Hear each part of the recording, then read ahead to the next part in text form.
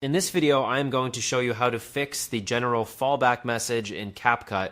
This should be a quick and easy process. Now, without further ado, after you get the general fallback message on CapCut, the first thing you need to do is go to your menu, then go to Settings. After you do that, click Delete Cache, but you need to go out of the project first to delete the cache.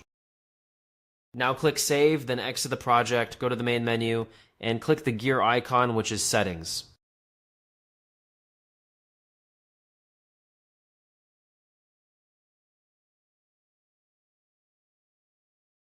Click Settings, then delete the cache and wait for it to finish.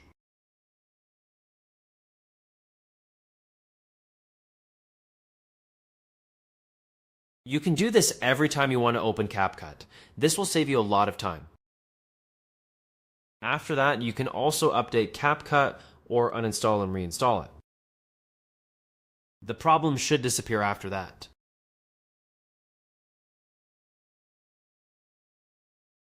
This was an easy and quick process. I hope this video was helpful. As always, thank you for watching.